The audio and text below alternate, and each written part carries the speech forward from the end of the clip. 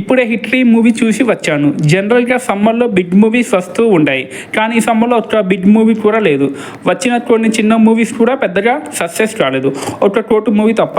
So అందరి చూపు అసలు హిట్ పైన పడ్డాయి. దాంతో ఈ మూవీపై ఎక్స్పెక్టేషన్ హైలో ఉంటూ వచ్చింది. మరి ఈ మూవీ ఎలా ఉందో తెలుసుకుందాం. స్టోరీ గురించి చెప్పాలంటే అన్ని చోట్ల సీరియల్ మర్డర్స్ జరుగుతూ ఉంటాయి.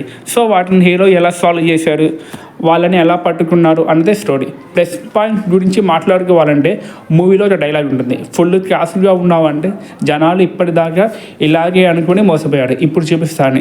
సో ఈ యొక్క డైలాగ్ బట్టి అర్థం చేసుకోవచ్చు ఇందులో నాని క్యారెక్టర్ ఎలా ఉంటుందో అని. Nani full length out and out action movie ఇదే అని చెప్పాలి. నాని గురించి చెప్పాలంటే before Dasara movie, after Dasara movie అని చెప్పుకోవాలి. ఇప్పుడు వచ్చిన హిస్టరీలో తను ప్రజెంట్ చేసుకున్న విధానం, బాడీ లాంగ్వేజ్, ఫైట్లో తను చూపించిన కసి కనిపిస్తూ ఉంటుంది. ఇక నుండి నానిని బిగ్ హీరోస్తో సమానంగా చూడడం స్టార్ట్ చేస్తారు. అంతలా ఈ మూవీలో తను ప్రూవ్ చేస్తున్నాడు. ఇంకా మైనస్ పాయింట్ గురించి మాట్లాడుకోవాలంటే హిట్ ఫ్రాంచైజీలో జనరల్గా ఉండే టాపిక్ సీరియల్ మర్డర్ జరగడం, వాటిని హీరో సాల్వ్ చేయడం. ఇంతకు ముందు వచ్చిన హిట్ 1 and 2లో ఇవే ఉంటాయి కదా, కానీ హిట్ 3లో సీరియల్స్ మర్డర్స్ అనేది ఒక కాన్సెప్ట్ మాత్రమే. ఈ చిన్నదాన్ని బేస్ చేసుకొని హీరోయిజం చూపిస్తామని డైరెక్టర్ స్టోరీ రాసుకున్నట్లు ఉంటుంది.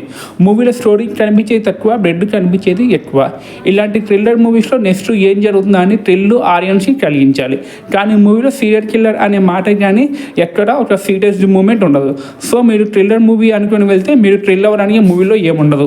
అలా అని మూవీ బాగోలేదు అని చెప్పట్లేదు, బాగానే ఉంటుంది, ఎక్కడ బోర్ పెట్టదు. ఫైట్స్తో మూవీ అలా వెళ్ళిపోతుంది. ఈ మూవీలో నెక్స్ట్ లెవెల్ నానిని చూస్తాడు.